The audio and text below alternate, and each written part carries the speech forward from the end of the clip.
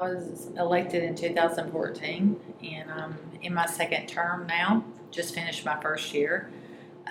What I've learned is how much I didn't know as an everyday citizen out here, living thinking everything was, hunky dory and great, and not that things aren't really good, because there's a lot of positive things going on in Hamilton County. We continue to have businesses locate here.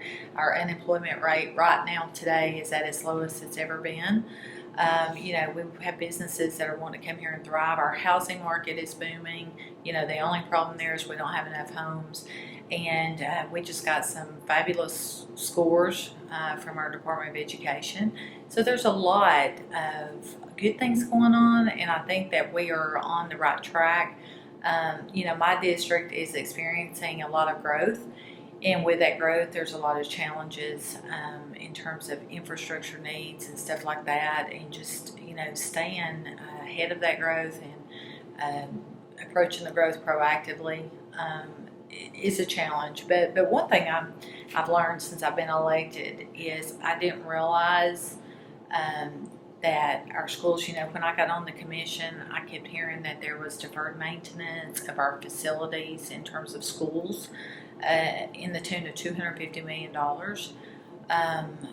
I didn't realize that the jail was in the condition it was in. I did tour that as a candidate in 2014, and I did have a son who does work for the sheriff's department, and he actually worked at the jail for about 4 years. So I knew the conditions were not good, but touring it, seeing it for myself, that was a real eye-opener.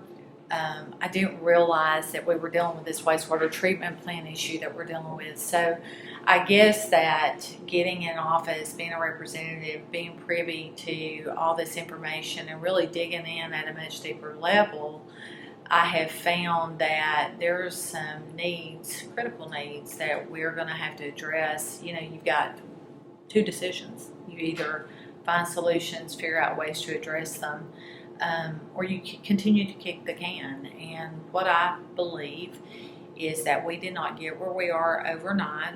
I think this goes back to years of inaction. As you say, from the level of an ordinary citizen to now Yeah. being a leader in the community. Yeah. What questions do you have now that you think we Well, the biggest question we all have is, how do we address all of these different issues, and how do we fund it?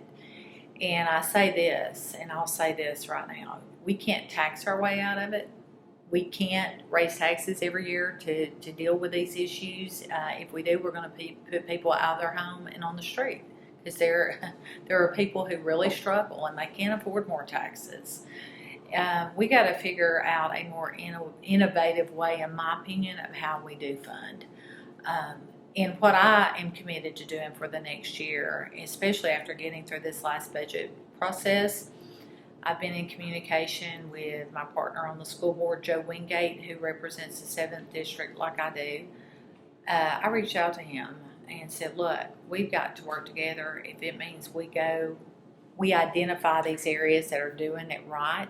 One particular area I really want to go sit down and visit with is the Greenville, South Carolina area. And so these are my plans over the next year, is to go and identify. And the other thing I'm already working on is I have reached out to our state representative, Mike Carter. And he is working in Nashville on helping me create the language to put a referendum on. And so he gave me an update last week. And so just trying to figure out how we phrase the question. It has to be a yes or no option. And given the taxpayers, those who we continue to go to, who it's their money, they're the ones footing the bill, giving them a voice in the process. And to me, that's important.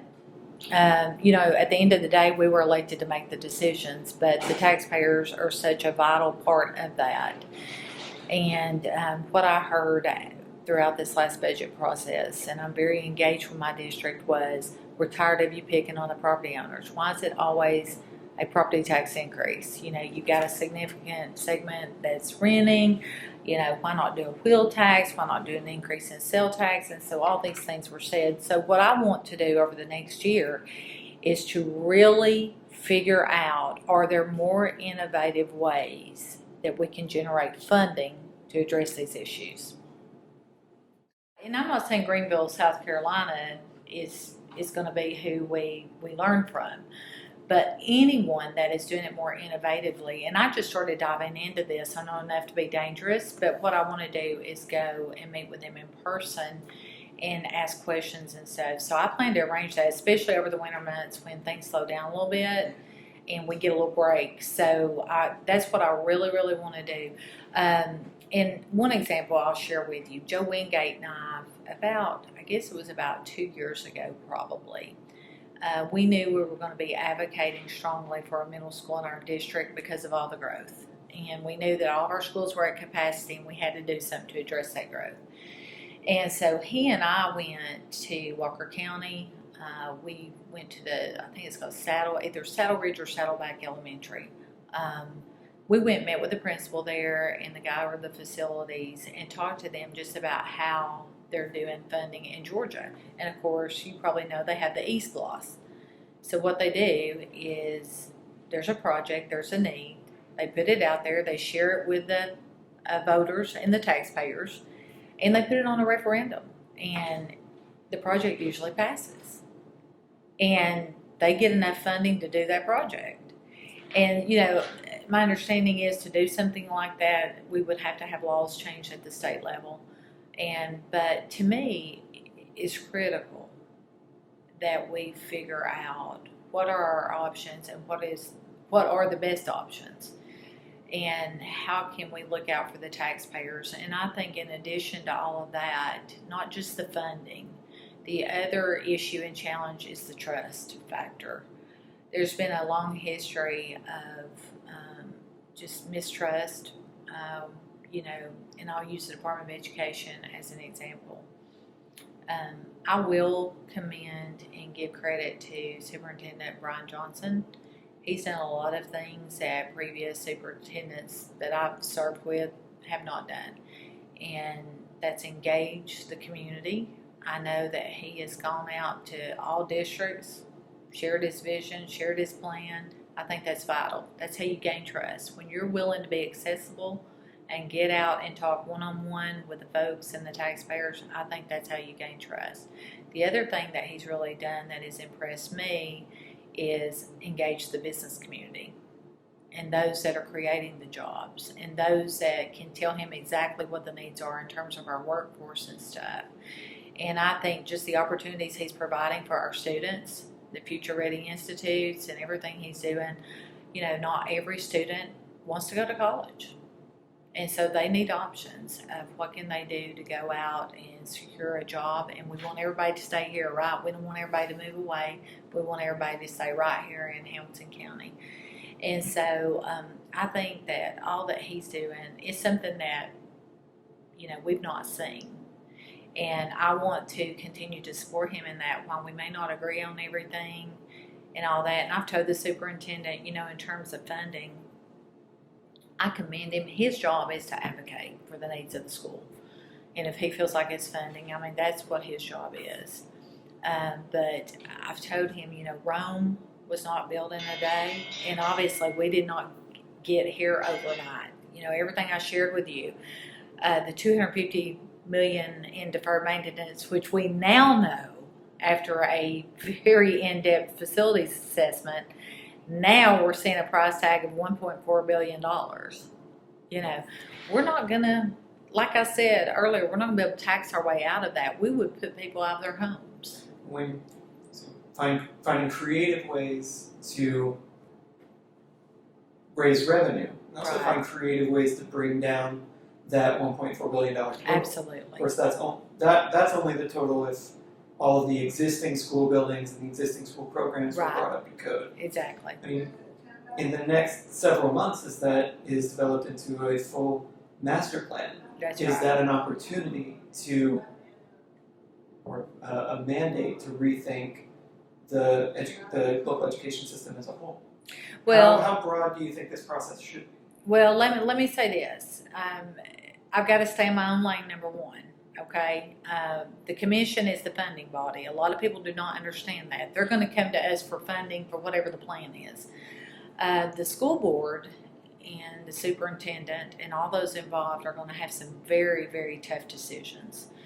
I'll back up just a minute to say I think one big piece of the puzzle and one reason why the facilities are as bad as they are, Hamilton County inherited some very old schools and probably some that should have been shut down when we merged or when the city decided to go out the school business, and we pretty much inherited all those schools. My understanding, a lot of those schools needed attention back then. So I think that's a lot of problems now. As you know, people are passionate about their hometown school. So I have a lot of empathy for the school board as they move forward to make these tough decisions, because they are going to have to come up with a plan. And when it's got a $1.4 billion price tag, it's going to have to be a long-term plan. Probably 10 years, maybe more. And they're probably going to have to tweak the plan as they go, because what they come out with initially, they're going to face some challenges and some things that, they didn't foresee. And so, but they're going to have to say, okay, are we going to consolidate some schools? Are we going to have to shut some schools down in terms of new construction? Are we going to build larger schools? What is the plan? And as the commission, we're going to have to figure out the funding. And so it's going to be very important that we all work together and try not to be critical of each other. But I do want to stay in my own lane and respect what everyone's role is. Of course. When you talk about the possibility of a referendum, what exactly do you imagine that might entail? Is that to create sort of a capital fund or a certain... Yeah. And to see what the taxpayers would support, because we heard so many different opinions during this last budgeting process, and I can only speak for District 7 because I didn't go countywide, but District 7, all the polls that I took and everything, I can tell you about 75% of the constituents were against a tax increase, a property tax increase. There was a lot of missing information at that time too, though. We didn't have this facilities report back.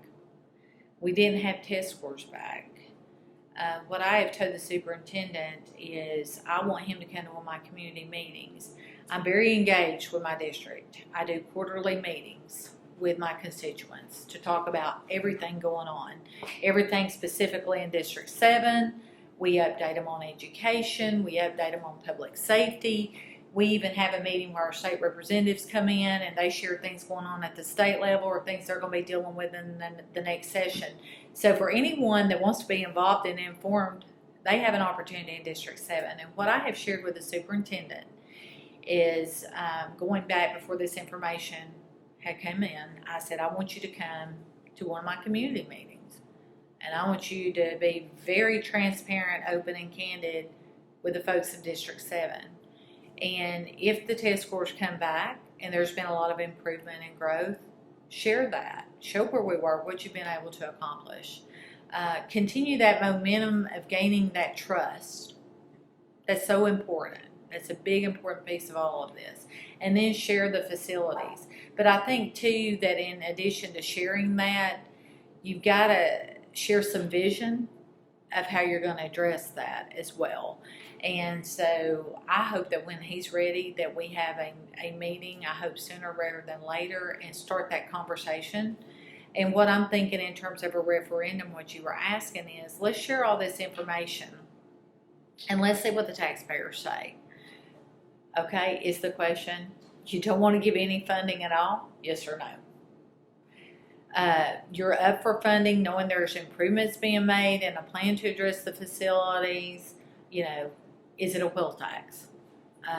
Is it an increase in sales tax, which Mike Carter shared with me that would require action at the state level, because right now under state law we can't raise it above where it is right now. But are there other innovative ways of funding? And I really want to, and that's why it's really important over the next few months that I get to go visit some of these areas and stuff to come back and say, hey, here's what they're doing, you know, and such, and it's working, and here's what they've been able to do. What caught my attention about Greenville, South Carolina is that they were able to build all these schools within 6 years versus 25 years. And they were able to keep the costs down because, you know, over time your construction cost goes up, your labor goes up, everything. And they were able to save $1 billion. And so, and I don't know all the details of what they've done, but I'm going to go out. That will be one place I go visit. I'm not saying that's the only place. I've talked to some other folks about a couple places even in Tennessee and what they're doing. So I've been doing some research. So, you know, anybody that has information of any area that's doing things more innovatively or, you know, more efficiently, I for one would like to know because I want to go sit down with them. But that may be something that's included on a referendum.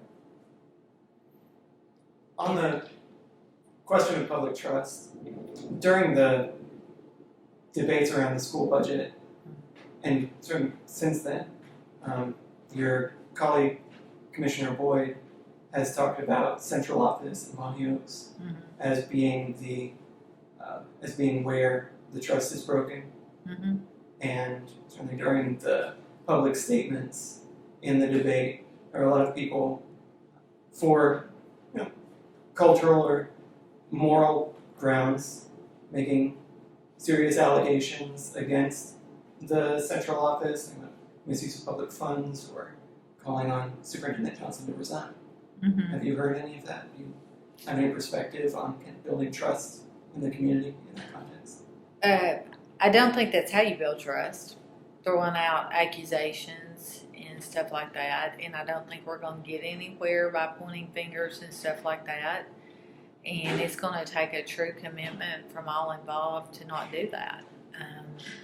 You know, we can point fingers all day, but I don't know how we come up with solutions. And I don't want to do that. I want to be part of the solution. I don't want to, you know, and I don't want to talk down to anyone. I don't want to offend anyone. You know, I have strong convictions as well. And I ran on a conservative platform. But, you know, I voted for a tax increase in 2017 because it had been 10 years and 12 years since the county or the Department of Education had any kind of increase. And I think that was too long. And knowing where we were with the jails and the Department of Education and the wastewater treatment issue, I felt that we had to have additional funding. Now, I also voted in good faith that I was voting for enough and hoping we were voting for enough to sustain us a while. I certainly did not think we were going to be asked to raise taxes again less than 2 years later, which is what that was. So, and I shared that behind closed doors. You know, I'm going to support this. I believe the need is there. And I'm going to go out and face my constituents. And I'm going to tell them, here's why I supported it. But know that I'm casting this vote in good faith that we are getting enough to sustain us a while. So I was very disappointed when we were being faced with asking for another tax increase. So, but even throughout that, you didn't hear me pointing fingers or calling names or anything like that because I know we've got to all work together. And I'll take you back to 2014 when I first ran and the commitment I made. I did my homework as a candidate. You know, went to a lot of functions, you know, just dove in, wanted to find out more about different issues. And I found out during that time that the commission and the school board had not met in over 2 years. And I was really appalled to find that out. And I was like, because there was like this infighting and this, you know, friction and this body against this body. And, you know, just a common sense perspective, I thought, how do you address any issues? How do you solve any problems if you won't sit down and communicate? Even though it's tough conversations. So I committed that if elected, I was going to work to improve those relationships. I think it was 2016. maybe 2016 and 17, I was the education chair for the commission. And I scheduled 2 joint meetings with us and the school board. And one was an icebreaker, a sit-down dinner, that kind of stuff, just to get to know each other better. We brought our spouses and stuff. And then the second meeting was a work session. Was there though? Yeah, where the conversations got a little heated, a little tough, and stuff like that. But that needed to happen. And I think we have to be very careful going forward that we maintain that respect and the openness to work together and to know that we both have different roles. And I'll share this with you. This last budget vote, my school board member, Joe Wingate, called me the day of the vote, and he was torn. And it was tough because he's, ran on a conservative platform as well. And he told me he was going to support the budget and all the many reasons. And I said, I understand. I understand, why you feel you've got to vote the way you do. And of course, I explained my position, and he understood. And we both walked away knowing we have 2 different roles to play.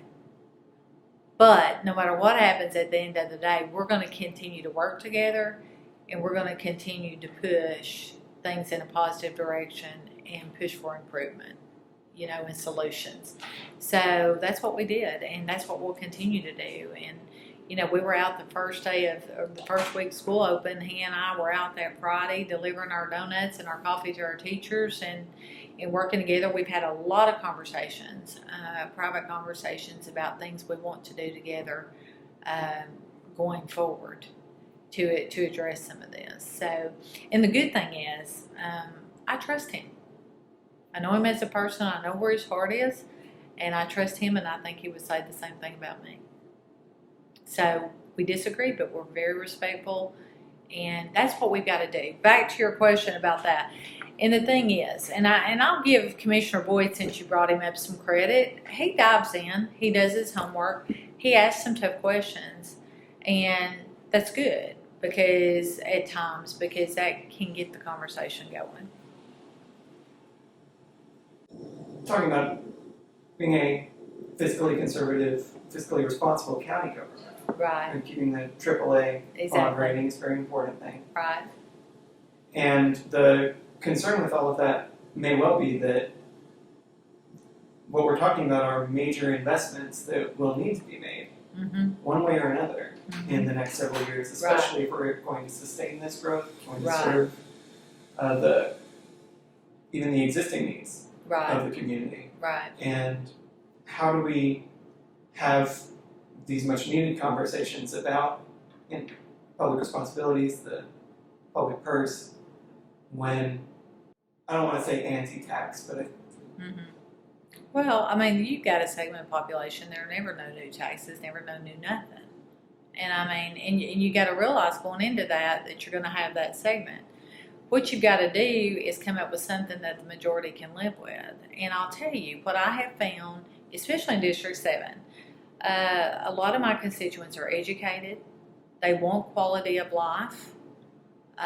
They want our traffic dealt with. They don't want our schools overcrowded. They want public safety. They want to know that they live in safe neighborhoods, that they're sending their kids to a safe school. They want quality of life. They want parks and stuff, to go to, take their family to. They want quality of life. And whether anyone has a child in our public school system or not, if they own a home, they have an investment. They have a direct investment. And having a strong school system is imperative to keeping your property value up. So if our schools are going down the tubes, guess what? For anybody that owns a beautiful home out there, their property value is going down the tubes with it. So I think everyone has a vested interest. And as you probably are aware, it's over 60% of our overall budget goes to education. So it's a huge investment. It is a huge investment. So everyone has a vested interest if they're paying taxes regardless. And I would think that you want us to have a strong public school system because that keeps your property value up, quality of life up. Not just that, but as we age, sometimes our health goes down. Guess what? These young folks are going to be our doctors, our dentists, We want them to be educated, right? Because they're going to be taking care of us at some point.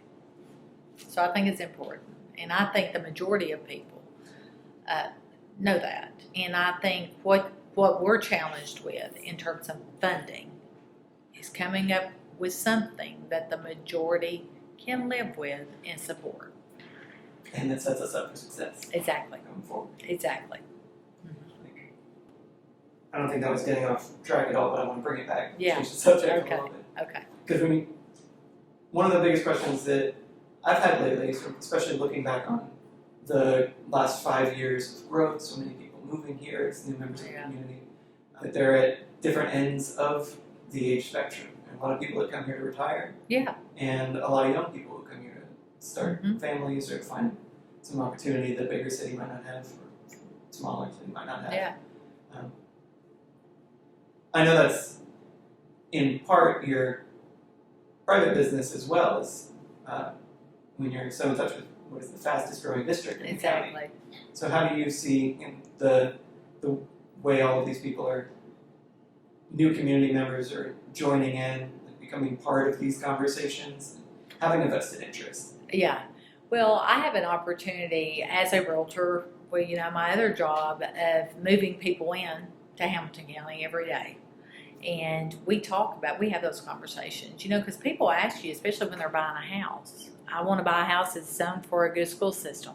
We want to buy a house where there's low crime. I mean, and a lot of buyers are very savvy now because of technology.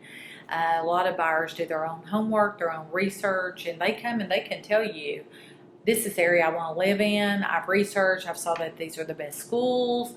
I've pulled the crime stats. I know that this is a relatively safe area. And so a lot of buyers come to us now already with that information. And they know, they've already done their homework. They know this is where we want to live. So we've got to continue to make strides to make all of Hamilton County a desirable place to live and a safe place to live and improve our schools.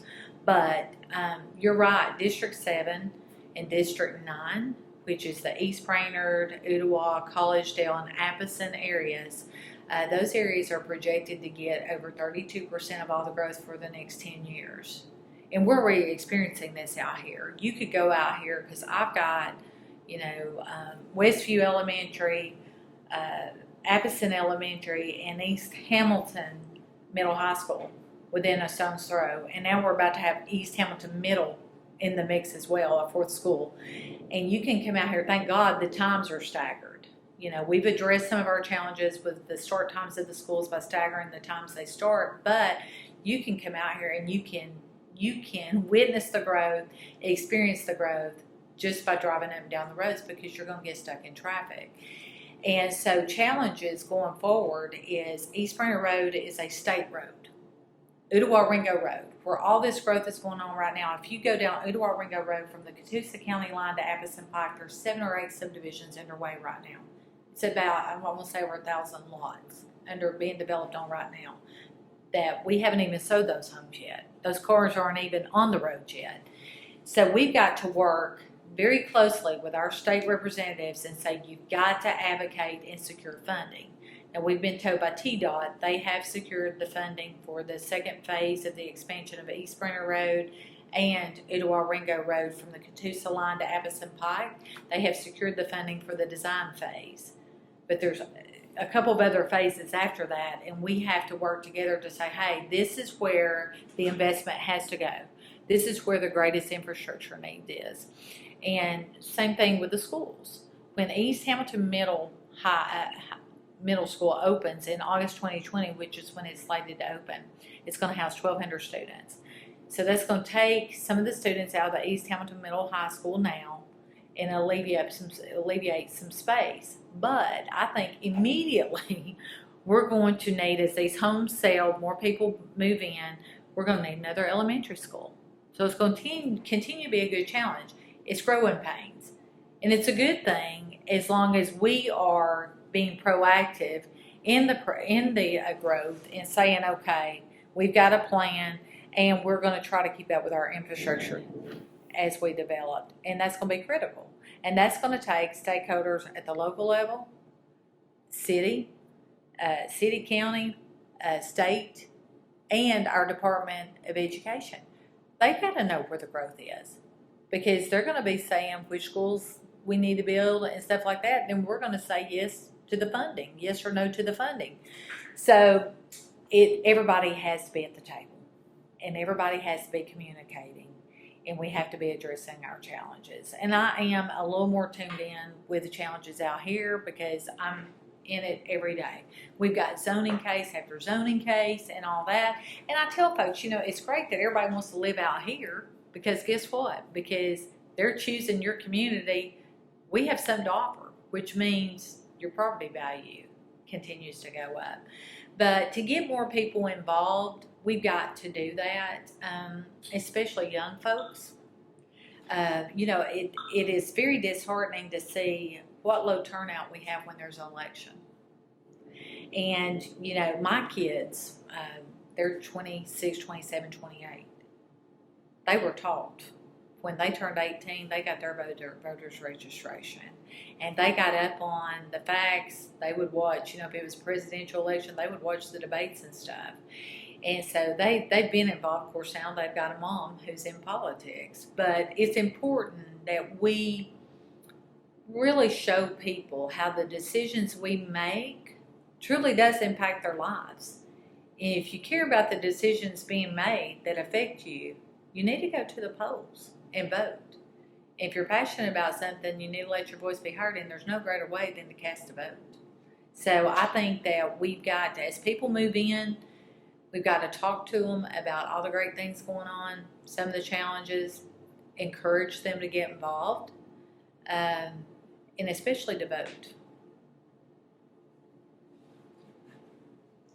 I'm always very interested in the theme of my series in the history of civic engagement, public vision in Chattanooga and Hamilton County. That obviously we all know the turnaround story of the last generation, and that this is very much the time for setting ourselves up for success. Right. What does that sort of legacy of civic engagement and civic initiative mean to you? What would it mean to do that today?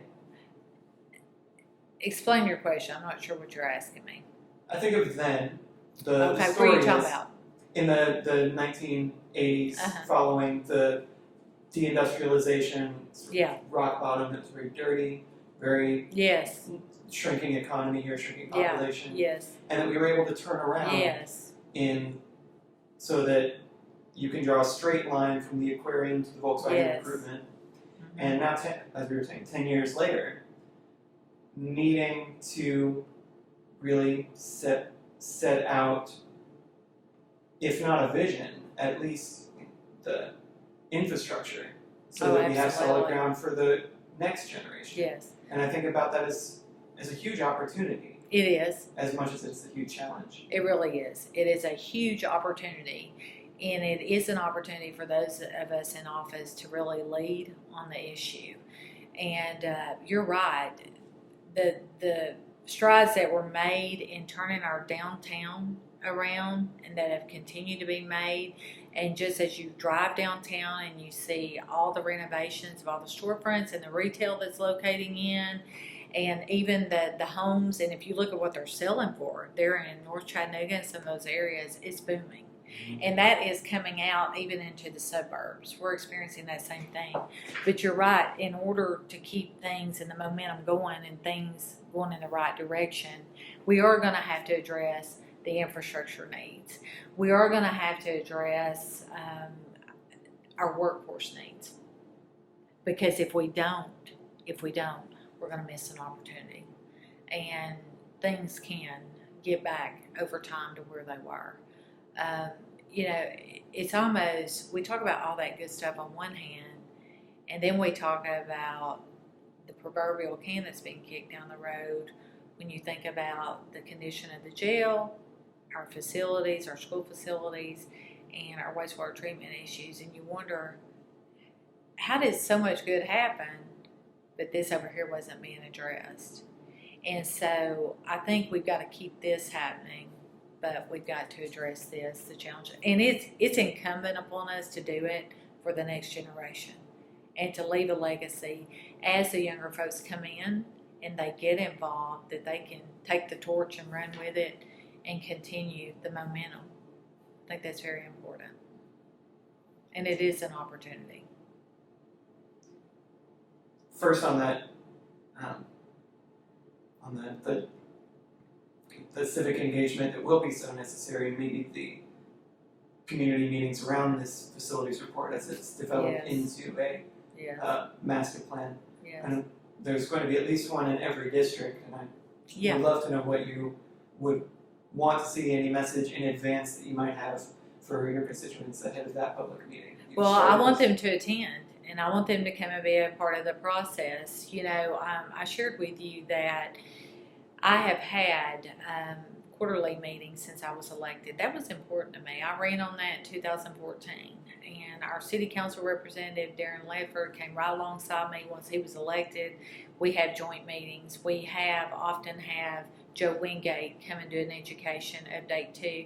And the people out here see how we're working together. It's more than talk. They see that we're working together and that we are trying to share information. We've got to get people involved. I have built up a pretty large email database just from having my public meetings, because what I do, anytime I have a meeting, I have folks sign in. And there's always new folks that attend, so I add them to my database. So when I'm having my next meeting, they know about it. I've used the community news as a way to put the word out. I actually have a mobile sign that, I'm lucky that I use during real estate. So when we're having a big meeting, my husband has been wonderful. He is so gracious. He loads the sign up on his truck and he moves it out. And you wouldn't believe when I have these meetings how many people say, I'm here because I saw your sign. I use social media, Facebook. And I think all 9 commissioners, all 9 school board members, I think the superintendent, we're all going to have to work together to get the word out, to get people to come to these meetings. And I think we've got to use every form of communication we have. We've got to use the media. We've got to use social media. We've got to use our community news. We've got to use email, everything we can to reach people. And I will do that. Of course, I've been doing that. But I will do that as well. But we need to all do that. And I know the superintendent, more than anyone I've ever seen, he is using different ways to share what he's doing. He's doing a lot of publicity around what they're doing and sharing his strategic plan, things they're doing, any new news, anything that's going on. I know he's doing a good job in getting the message out there. And that's what we've got to do, because we need the public to be involved. We need them to come. I was told that when we had these budget workshops that there was higher attendance at the public meeting I had than any of them. And that is just because I've made that an effort since I was elected to build my database and to communicate with my constituents. And I hope, and look, hey, I'm all up. Anyone has any ideas for me, any new ways of how I can reach older folks, younger folks, and everybody in between, I'm very open to that and would love to hear about that. But I am trying to use every way available to communicate, and I would encourage everyone to do that, because we are at a critical time in terms of what we do moving forward. And I think that we've got to have citizen engagement more now than ever. And I think that when you share information with folks, I'll go back to everyone cares about their quality of life. And everyone has a vested interest. And I think, though, that they should have the opportunity to share, ask questions, and get information. And I'm committed to doing that. And I will do that. And as soon as the superintendent's ready or they have something they want to come out and share, we'll have a big meeting and do it. I feel like a decade ago they would have called that the Chattanooga way. Yeah. And that civic culture that we should be very proud of. Absolutely. And I want, use it every opportunity. yeah. And I want to get, I want everyone involved, but I really do want to get to the younger folks involved. And just to tell you, I keep a pulse to going back to the housing market. And if you look at who's going to be driving the market the rest of this year and into next year, it's baby boomers and millennials. Because baby boomers are going to be downsizing and selling their big home, and millennials are smart. Where they wanted to kind of be free and mobile and rent and be able to be transient, that's changing. Because they are a smart generation, guess what? They realize they're tired of making their landlord rich and they want to invest in their self. So as they get out there and decide where they kind of want to settle down, they're going to be the ones buying the homes. And so I think it's very important. I would say the baby boomer, that's where the majority of your voters are. We've got to get the millennials there too, though.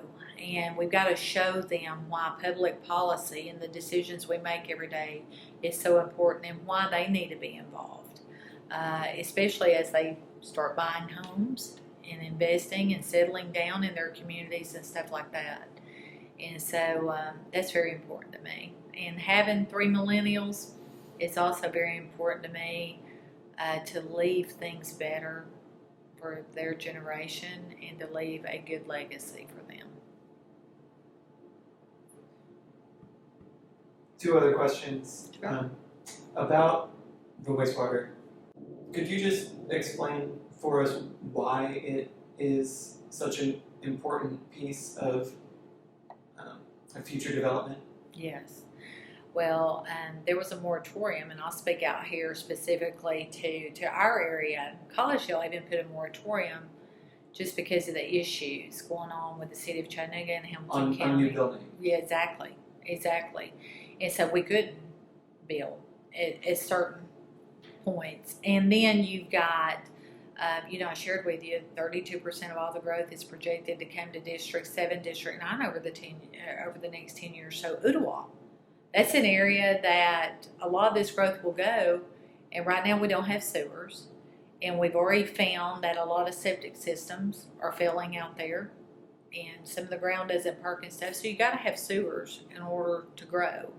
And we pride ourselves that we've been able to maintain low property taxes because we sustain off of all this growth we're getting, right? All this tax revenue from the growth, which is important. In terms of the wastewater treatment plant, it was proposed to us to put a wastewater treatment plant out at the northern end of the county near Mahan Gap in Ottawa, and it was going to cost $45 million. Well, the way that thing rolled out was it was on our agenda. We were voting on it, and there have been no public meetings, no opportunity for public input. A lot of people being affected, have homes close by, very concerned about a lot of issues just around the whole wastewater treatment plant. And so as conversations progressed, there were other solutions that surfaced, and it piqued my curiosity and some of my fellow commissioners, the majority of us. As a matter of fact, that's why that project did not get voted to go forward, because we said, okay, we're hearing there's all these other options, so we want to fully vet every option. And if we fully vet every option, and at the end of the day, the wastewater treatment plant is what we need to do, then, we'll have to accept that. But, there were 2 companies I talked to in particular that were interested. One was from out of town, one was local, a local utility that wanted to buy WWTA. They met with me on 2 different occasions and said, we can sewer the county. We can sewer the northern part of the county, and we can do it a lot cheaper. We can keep the cost down. We're regulated. We can keep the cost down. And we were being told that if we move forward with a wastewater treatment plant, rates were going to double within 7 years. So when I heard all that, and I would say the majority of the commission, we were concerned about that, because then we're thinking, we want to do this in the most efficient manner, in the most cost-effective manner, and we want to protect the consumers. We don't want the rates to go any higher than they have to. So we try to get the conversation of privatization off the ground, which was challenging. And then there was another solution that surfaced at the time, and that was to consolidate. We were being told by some experts that there is capacity out at Moccasin Bend. There's an opportunity for the WWTA to consolidate with Moccasin Bend. Of course, we would have to put in some additional infrastructure and stuff, storage tanks and stuff, but that is a viable option. So we started pushing about, let's fully vet this, let's have a serious conversation. And so now where that is at, the city council passed a resolution recently, and I don't remember the vote, it might have been 8-1, it was pretty strong, that we would do a cost-benefit analysis, a study, to see is consolidation a viable solution, and would it get us through for 10 or 20 years? And then we can come up with an even more long-term plan of what we're going to do in the next 10 to 20 years. And as you know, it's amazing how technology advances during that time frame and everything, and how that the solutions get better and better and better. And I know that even Collegedale, they are doing some of their tanks underground. It costs more, but they're doing it underground. You don't even know they're there. So it's going to be very interesting. I got an update a couple weeks ago, and what I was told is things are going very positive. But in that resolution that was passed, it does call for updates to be provided to the county commission and the city council. So as the study continues and they see is it a viable solution, they're going to be bringing that information back and sharing with us. And I hope at the end of the day that we come up with a much better solution that gets us through the next 10, 15 years, what have you, so we can even focus going out further what we can do, what would the advances in technology be, where we don't impact folks that own a home in such a negative manner, and where we can go ahead and start building. I don't know if you recall, but to build that wastewater treatment plant was going to take 7 years. So if we can do this cost-benefit analysis and consolidate and keep the cost down to the consumers and those that are going to be getting sewers, if we can do that, that's very critical to me to look out for them. But to also expedite the building process to where we can build sooner rather than later. This wastewater treatment plant, and I kept saying that, I hope folks realize just because you approve a wastewater treatment plant doesn't mean you're going to be out there building tomorrow, because that's still a 7-year project or longer. And I think there were some challenges with that site as well. A portion of that was in the flood zone and stuff.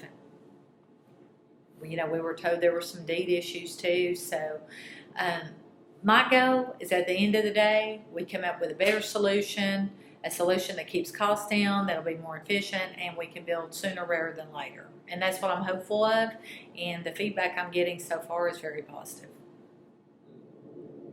The other really current events question that I wanted to ask you about is, especially speaking of public trust, in the last month, every Monday, a group of mostly black pastors from the community have been meeting outside the sheriff's office, really urging him to resign following what is, I think, the third major police misconduct case from the sheriff's office in the last several years. Do you have any position on that? And have you spoken with the sheriff or with the community? I've spoken with the sheriff, and here's the thing.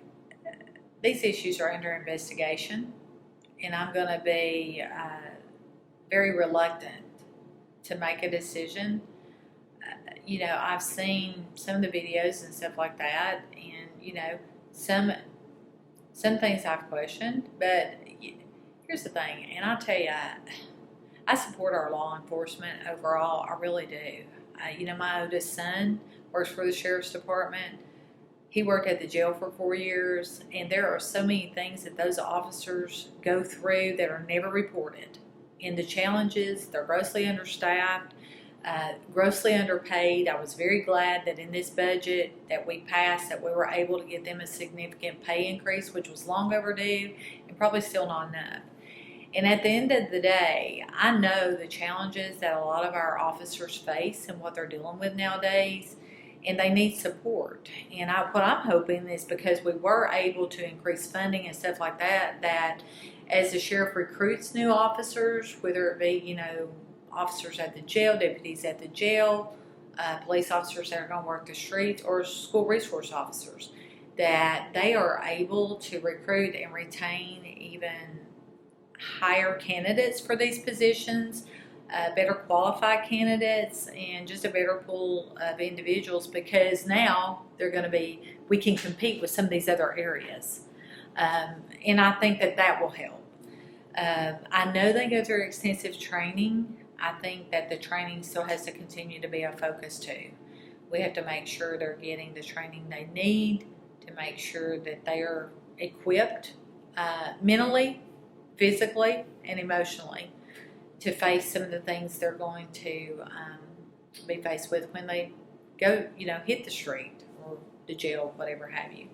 But I'm going to be very reluctant to be very critical of the sheriff's department or of our officers. It's with anything. I will not deny that it doesn't matter what occupation, there's bad apples. And we have to continue to make stride to weed the bad apples out, but to also support and elevate those that are doing a good job, that are committed.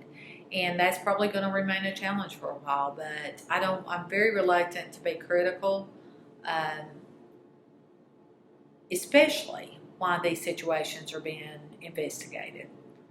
And I think that it's important that the investigation be underway and that we get the report once it's finished. And of course, I'm not asking you to be critical. Right. Right. We're talking about very different concerns and Yeah. very different priorities Yeah. that segments of the community may feel than others. Right. And when we're growing so fast in the last decade, the question of how to move forward together is difficult to approach. And that's why I wanted to. It really is. It really is.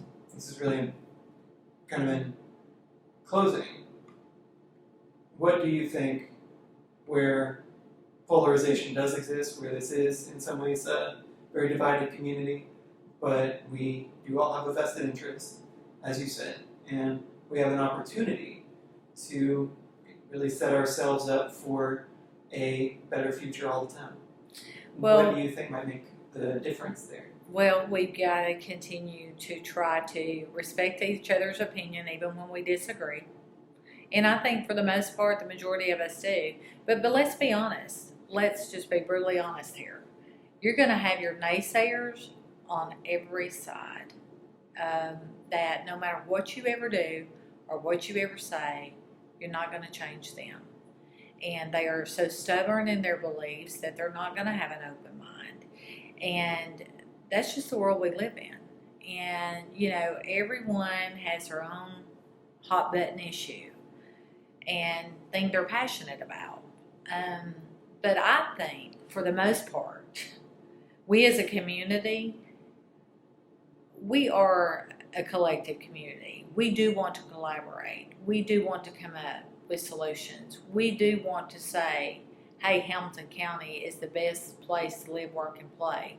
And I do think that's where the heart of the majority of our population is. I truly do. If I didn't believe that, there'd be no reason to even be involved. But at the same time, I'm realistic to know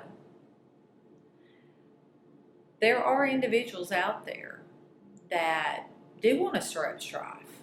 They do want to stir up controversy. They do want to say,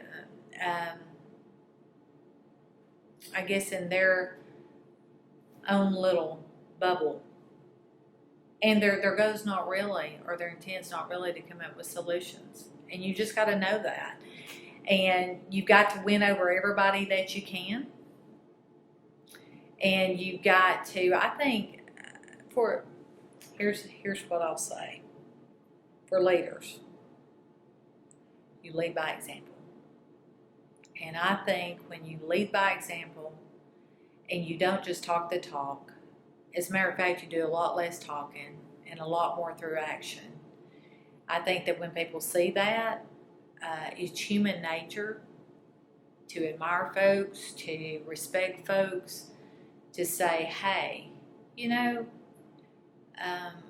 Sabrena, for example, I don't agree with her on this, but you know what? I know I can go sit down with her and I can have a conversation with her.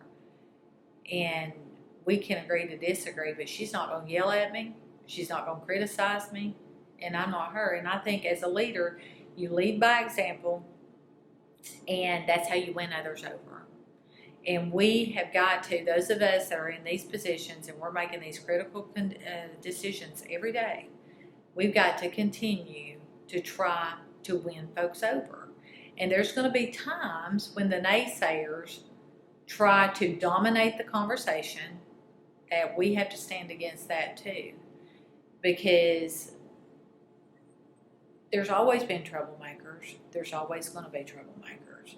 But like I say, I still believe at the end of the day, majority rules and majority of the folks want our community to be the best place. And I think that at the end of the day, that's what wins out. I hope so. Yeah, absolutely. Thank you so much for your Oh, you're time with all welcome. this. You're welcome.